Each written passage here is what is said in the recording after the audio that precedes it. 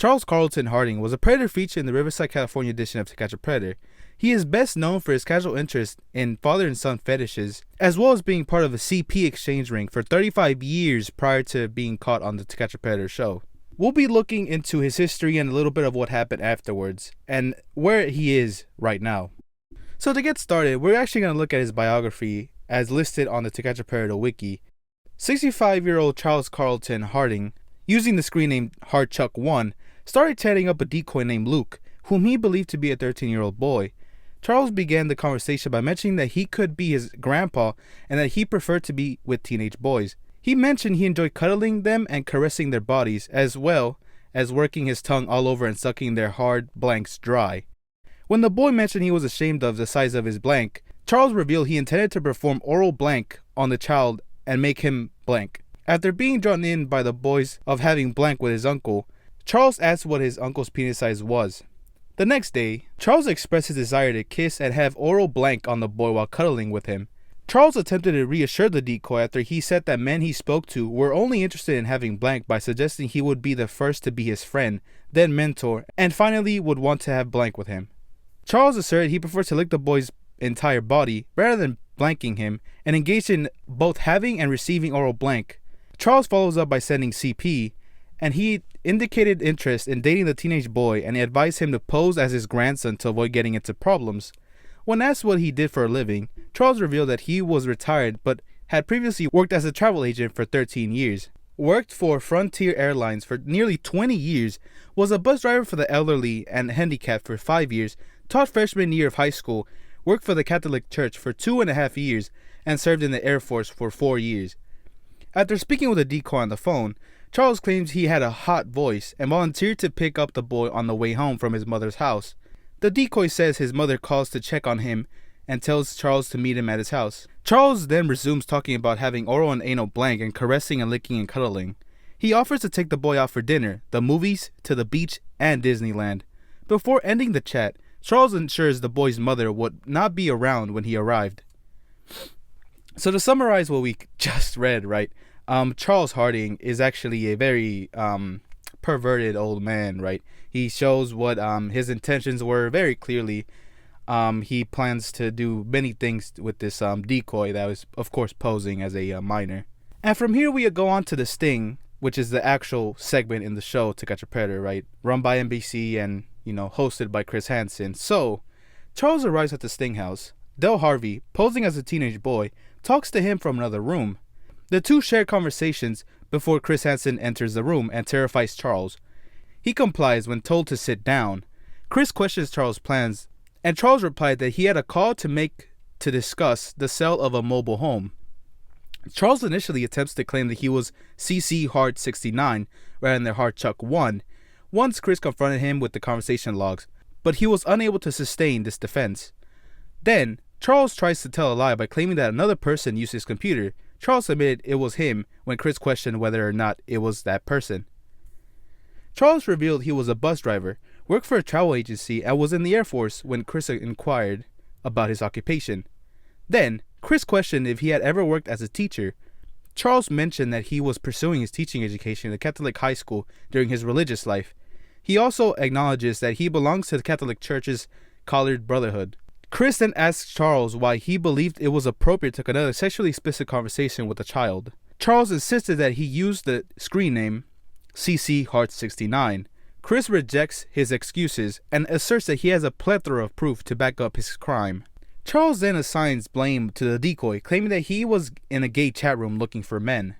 Chris reminds Charles whether he said he would be the boy's grandpa, and Charles replied that he did. Later, Chris confronts him over the CP material he provided to the boy. Charles acknowledges that he sent the teenager the images because the decoy was interested. Charles asserts he obtained the images from other people and denies appearing in any of the photos. Charles then told Chris a deception regarding the age of the decoy, saying he was older than 13. According to Charles, he would have conversed with the boy and departed if he felt uncomfortable. Charles responded that he would have been really hesitant to have blank with the boy, and that they would do it anyhow if they continued. He declared that he would depart if the boy was not fit. Chris asked the predator that a 13-year-old boy is not ready to have blank with a grown man. Charles claimed that he did not see anything inappropriate with cuddling, and caressing the boy. Chris inquires as to what ought to happen to him, and Charles replied that he would no longer communicate with anyone online. Charles then revealed that he had books called handjobs that he had read. He clarified that it has to do with father-son relationships. Chris shouts, "Father-son," and argues that Charles was speaking about it as though it was a hobby. Charles said he read the book and fantasized about it. When asked if he had done it before and that it was his first time, Charles claims that he had never met teenage boys online for blank. Chris then reveals that he was on Dateline NBC and that they were doing a story on computer predators. After that, Charles left the house and was arrested by police. Now, the actual segment of Charles Harding is a very interesting one because Charles actually seems very unfazed by Chris Hansen's appearance. Even when the cameras come out, Charles Harding isn't actually that fazed by it. As said on here, Chris reveals that he was going to be on Dayline NBC, a newscast on television, and he did not care at all. So after the sting operation concluded, he does get arrested, but eventually, that doesn't last for long. When he was getting charged, he actually did not serve any of his sentencing because of a certain event that happened afterwards. And this is where the next part comes in. Arrest and death. Charles was charged with 3 felonies: attempted lewd and lascivious acts with a child under 14 years of age, attempted harmful matter sent with intention of seducing a minor, and attempted oral copulation with a minor under 14 years of age. His bail was set at $500,000, making it one of the highest bail amounts in history of both To Catch a Predator and Hansen vs. Predator, surpassed only by Michael Seibert, Robert Lyons, and Joshua Colon. Charles' computer was seized, and investigators found CP and evidence he was a part of an exchange ring for 35 years. Charles died in jail awaiting trial a couple of weeks after his 66th birthday on August 10th, 2006, after he stopped taking blood pressure medication that was vital to continuing the function of his heart. So this actually concludes the To Catch a Predator wiki, right? We kind of have gone over mainly all of his history, right? Yes, he actually managed to completely not face any of his punishments because he managed to actually, rid himself of this world. So we're actually going to look at his obituary, right? We're actually going to look at what actually happened to him, right? So yeah, we have a Find a Grave memorial site for Charles Harding, right? His listing is A1C Charles Carlton Hartchuck 1 Harding. Charles was birthed on the 26th of July, 1940 in Denver County, Colorado, USA. And he would go on to die on the 10th of August, 2006 at age 66 at Riverside County, California, USA.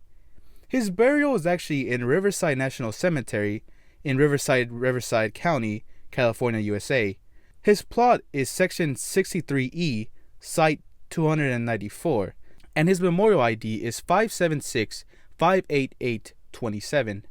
He is listed as being a Air Force Vietnam veteran. His inscription says beloved son and brother, and he also has another loved one who is also buried. It's his father, Charles Luther Harding.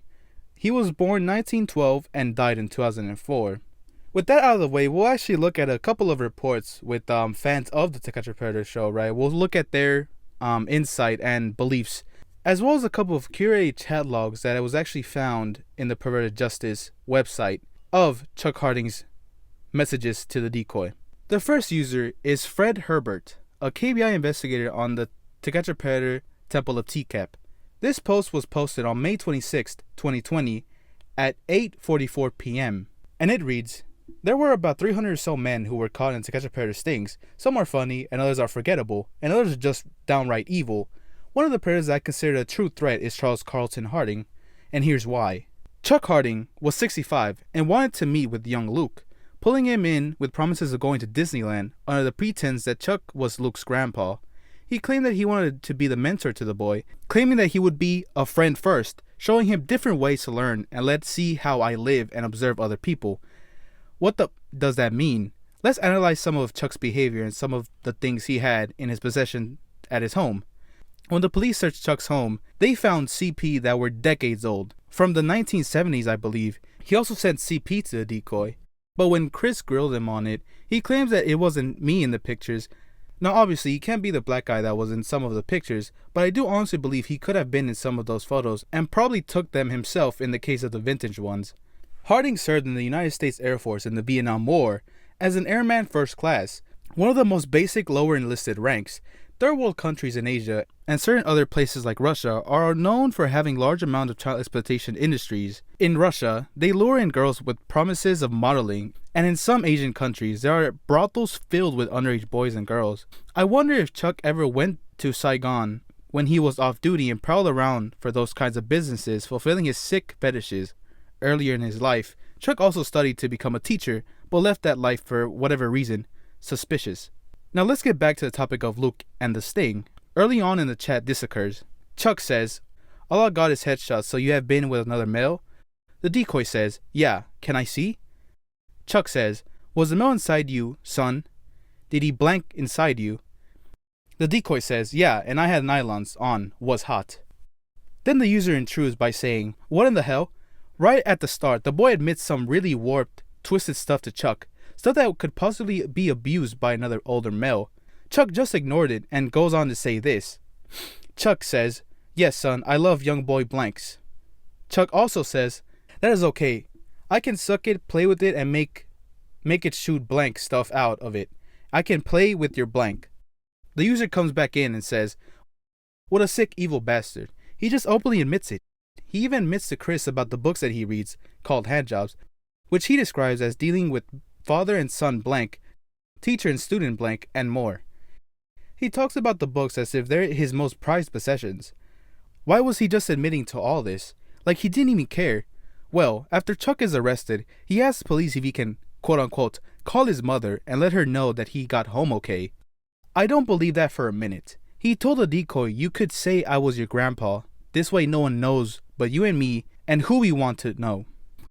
Who exactly would he want to know? Based on large amounts of CP, I believe Chuck Harding was part of a CP ring that was decades old, dating back to at least the late 60s, early 70s. His request to call his mother was just an excuse. He really wanted to call his associates and warn them to delete their archives and got rid of whatever CP they had, in case he cracked under interrogation and revealed it all. But as we know, he died shortly after his arrest, taking whatever information he had with him. I believe that Charles Harding was a lifetime abuser of children, and Luke would have been his next victim to be added on the long list. He was a true predator, truly evil and totally depraved. So this was the analysis of the Fred Herbert user on the Temple of TCAP. Surprisingly, we actually have a phone call from Chuck Harding, right, with this supposed decoy named Luke, where he actually talks a lot about what he was sending during the conversations that the two of them had. Now we get to hear from Chuck Harding himself through this phone call with pervertedjustice.com, the people behind the personas for the decoys. Now let's listen in to what Chuck Harding told the decoy.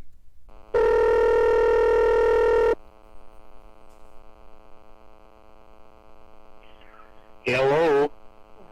Hello, This is Luke? Yeah. Yeah, this is Chuck. Hi, Chuck. How are you? All right, and how are you doing? Good. Oh my Good. god. Yeah. Did you have a nice Christmas? Yeah, I did. Wait, did this happen during Christmas time? Did Chuck Harding actually manage to get himself in trouble near this time? I know some actual conversations go for a long time, so, it could have started somewhere near there, but ended, let's say the next year or something. Good. So, I like the older guys better. you like them? Yeah, Yeah? Well, I got some older guys, and the next time I continue. So I know it's very hard to hear what they're actually talking about, right? Or at least in the decoy side of things, right? But it sounds like they're talking about what Chuck Harding sent during the conversation, right? Because she's like, and if you don't know, it's a female voice behind the decoy trying to pose as a little boy. So it sounds like Chuck is proposing to send more pictures, right? Because in his chat log, he actually managed to send a couple of pictures, and there are some transcripts that actually say that, where he plans on sending more pictures. So that's kind of the context behind this conversation. This conversation is not long. It's a minute long, or at least what this person managed to extract from the show. A little more. So, where you live at exactly?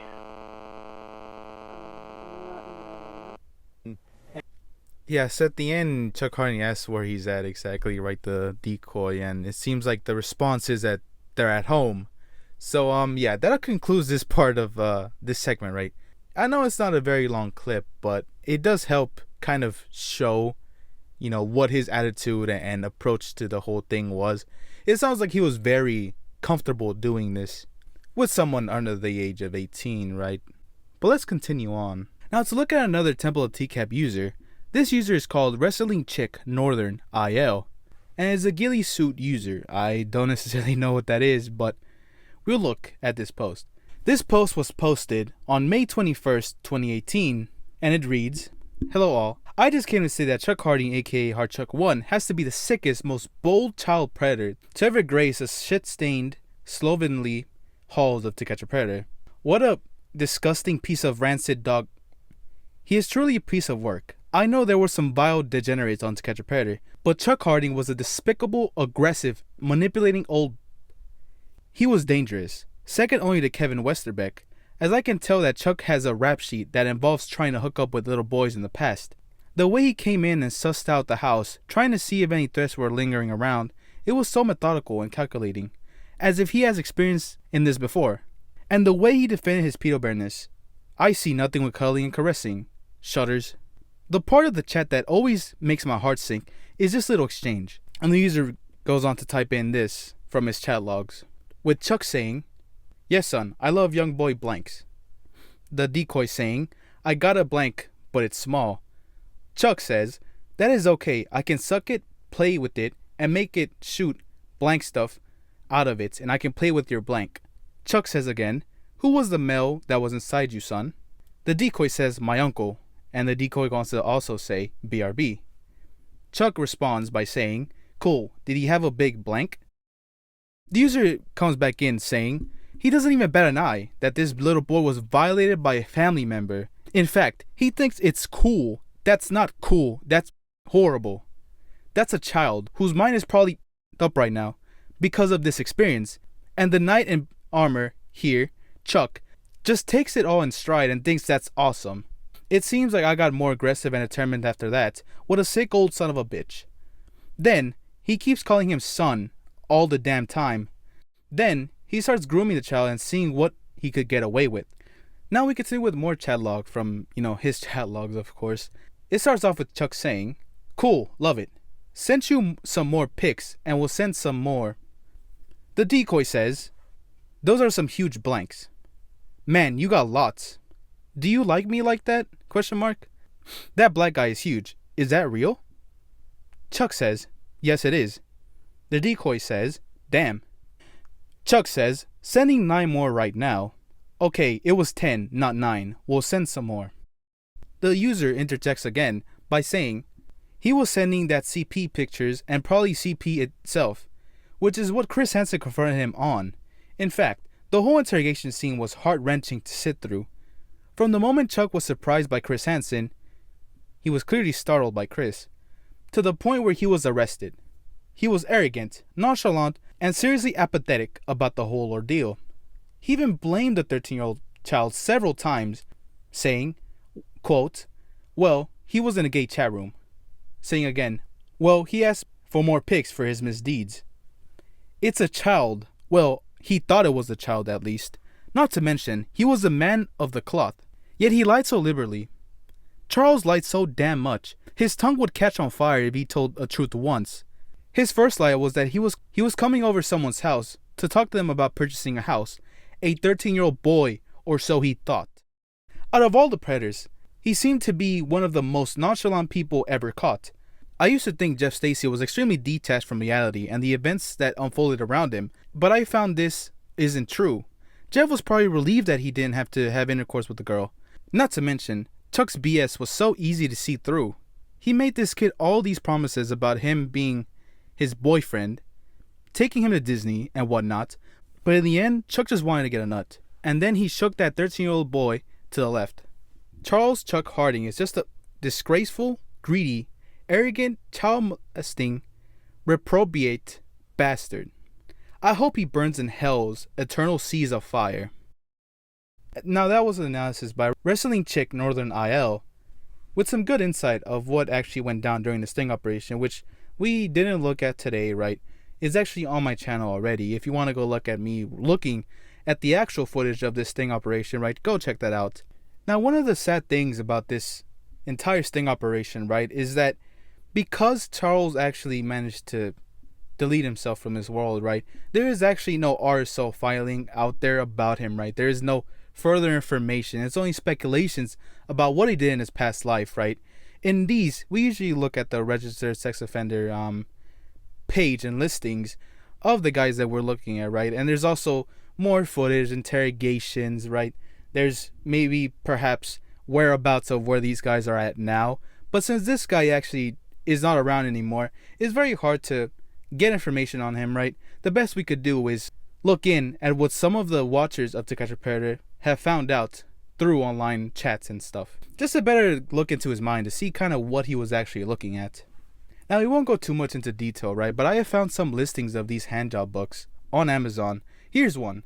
Handjobs Reader, Dad and Boys it's called. The author is the Handjobs Authors, which I don't know if they actually have those names out. But right now, I believe to be one of the very first books is actually still up on sale by, I believe to be a random user of the Amazon website. And it's up selling for $126 USA. Now, there are a handful of these books available. You know, these books apparently got listed and started in January 1st of 1998. So these books have been around for quite a while. I don't know if these books are still coming out, but I found one of the latest volumes I found on Amazon. It's volume 28 and apparently was released in 2012. I am unsure where these books really originated from. I could look deeper into it, but I just wanted to kind of show examples of what he was reading, just to better grasp what his mind was thinking and what he was watching and reading to be this kind of person. Now, the last listing is from a fan of To Catch a Predator, right? On Reddit, on the r/fans Hansen versus Predator by Cobra TX91. This user uploaded this post 4 months from the making of this video that reads, Chuck Harding, the predator that got away. I'm aware Chuck got arrested, but he never was tried and convicted. He did get arrested and was jailed, but he never faced a trial for his crimes. Also recall him saying he was going to call his mom, but I think some people have claimed that it was a code word for some CP pervert ring he was in, because wasn't Chuck in his 70s in 2005, and I really doubt his mom would have been alive in 2005. I mean, unless his mom was 110 years old. I know that people pointed out that the police stumbled across CP that dated since the 1960s, and Chuck being tone deaf when he said cuddling to Chris and didn't think it was a big deal.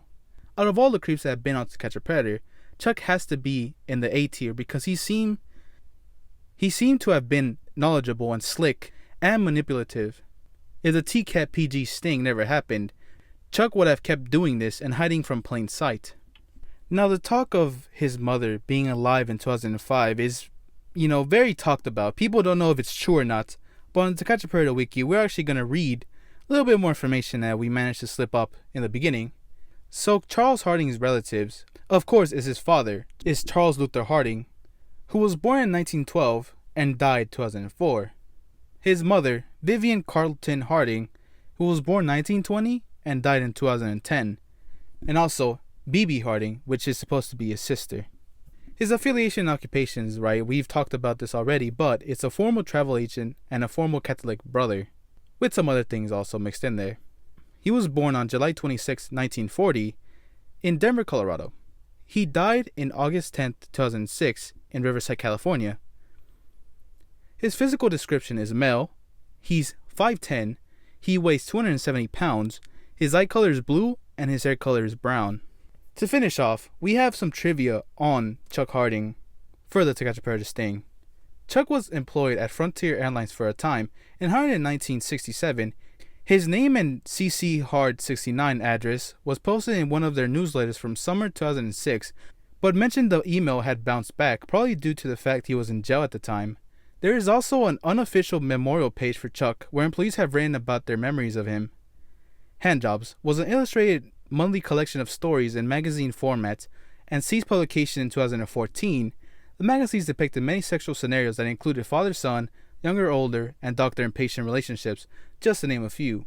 Perverted Justice made a new category called The Other Resolutions.